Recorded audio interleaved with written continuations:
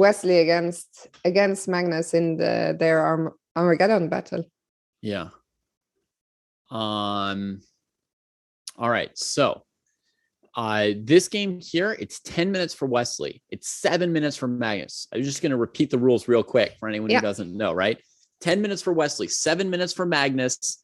It's not FIDE rated for rapid. Armageddon games are never rated because they twist the whole draw rule in a way that changes your incentives and messes with rating points. So they're not FIDE rated. People have asked me about that. If there's a draw, Black gets the extra half point in the tournament standings.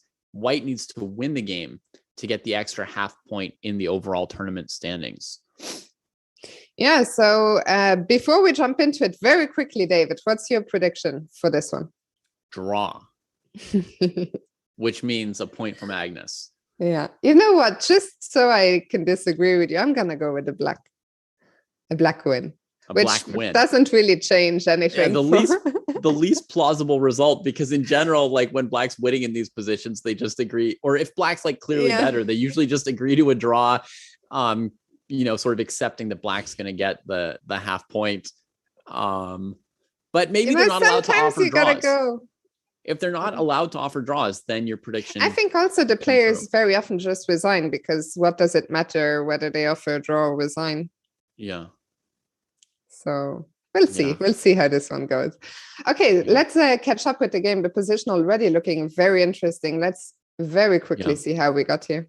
So we've got a bishop g5 Italian game. And I want to say that Magnus Carlsen was one of the first explorers of letting your bishop get stuck over on g3 in these Italian games.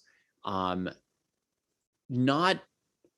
12 years ago, early on in my chess.com career, it was accepted grandmaster wisdom that if h6 g5 happened, that White's position was bad, like very, very bad. And you could say the same thing from Black's perspective. If Black goes bishop g4 and White plays h3 g4 and traps the bishop over there, the accepted wisdom was just, it's bad. Many GMs told me that. We published videos on chess.com about how to win the game once your opponent has that bishop stuck on that weird square. And how times change. Then Magnus came along about 6-7 years ago. There was a huge re-examination of the Italian game because Black had done pretty well in the Ruy Lopez for a while. And this was one of the new things that Magnus brought to the chess world, was letting the bishop get trapped on g3. So now, of course, there's no rule against Wesley using Magnus's ideas or Magnus using Wesley's ideas. So imagine if you could just patent. What's the correct pronunciation? Patent. Yeah, patent. Sorry, this is my idea. You can't use it. Yeah, that would be amazing, right? If like Miguel Najdorf were like, until 100 years after my death, no one else gets to play the Najdorf. It's my exclusive opening weapon. Good luck, everybody else. By the way, just as an aside, in the other game, Anish has played rook takes c2 check and rook e5. So we'll see that after their game. But let's stick. Meaning he could see all of that with confidence in like 4 to 5 minutes with any double checking he felt like he needed to do. Yeah, insane. That's kind of mind-boggling. It's just shocking. Every now and then you get a true glimpse into what they can do, and it's just shocking anytime. Yeah. David, I know I've been commentating long enough that I shouldn't get jumpy when I see the bar drop. But it did drop there for a second when Wesley played bishop d5. And actually g4 immediately was very strong, but Magnus started with h5. But now the position is really, really getting very sharp here. G4 would have seemingly sent the knight to e1, right? Yeah, so g4. Kind of that's like the nice thing about this knight on g6. He did a long maneuver to get it there, folks. Knight h7, knight f8, knight g6. All he's been doing is twirling the knight the last few moves while Wesley opened up the entire queen side and posted a bishop in the center. All he was doing was twirling this knight. The point of, or one of the big points of it would be to send this knight to e1 and then probably follow up with h5, h4. And yeah, a little surprising to see that engine bar, because it's like white's doing everything right. Black's just throwing a couple of pawns at white, and somehow black's position is good. Yeah, very strange. But okay, I mean, to start with h5 also seems logical. At least, I mean, you push the pawns and hope to crash through somehow. I would not want to be white here. I hate being attacked in this fashion. Yeah, I mean, it's hard to block off this bishop on a7 right now. It's all tucked away, but that piece is developed and it's exerting some power. The rook is open. The knight's on a good square because you almost can't trade it, right? Because if you give up that bishop, I mean, you've got queen h4 and g3 coming at you. Yeah. So that knight's more or less outposted in white's face. It does look kind of scary for white. Yeah. I'm liking my prediction, but Wesley, of course, an incredibly resourceful player, but it's not easy. I mean, especially for the two of us, you know, it's a blitz game, like to figure out, okay, what's my best defensive setup here? I find it so hard to. Yeah. My first thought is knight c4 to e3. But he tries d4. Okay, this is the main thing you're supposed to do against the bishop on a7 and with your bishop on g3. But normally it would be like 5 moves ago. Yeah. You know, with the knight on f3, there would be some real pressure on e5 and d4 would be well defended. Here, it's a little bit, it feels a little bit late. I wonder if black can't play knight h5 for an advantage here. Because knight h5 looks super, super tempting. The only thing keeping us from playing ed4 is, you know, respect for the life of our knight. Knight h5, I mean, how does white deal with that bishop on g3? Yeah, it can't really move. Trading on e5 only loses it. It doesn't help. Trading on c6 doesn't help. Knight takes g4. Maybe knight takes g4 with a tactical skirmish. Yeah, I think that's what white would probably try. And that's also why Magnus has gone into the tank a little bit. Oh, he's played it. He's played it, but also look at 2 minutes. 2 minutes. Yeah, I was just going to say that is not a lot of time. So Magnus, I mean, to invest over a minute into a move when you're starting out with only 7 minutes, that's a big time investment right there. Yeah, I mean, he's down to the wire. He's playing a 3-minute blitz game at this point. Yeah. And that was a third of his time on that move. But it's on the other hand, exactly. I mean, on the other hand, I think Magnus is so good at this. I think Magnus really feels when the key positions, like the crucial moments, are where he should invest sometimes. And maybe this was it, and it was a wise time investment. The only move I really see for white is knight g4. I don't really see anything else that really keeps the game going. The point of it is that if black trades on g3, you're going to get this counterattack on f6 and f7. Yeah. Because there's no defending white's king anymore. I don't see it. Wesley's played knight b3, though. Does that control d4 enough times? It does, yeah. But I mean, knight b3 is such a cool move to make. That's brave. I didn't realize he could still hold that square.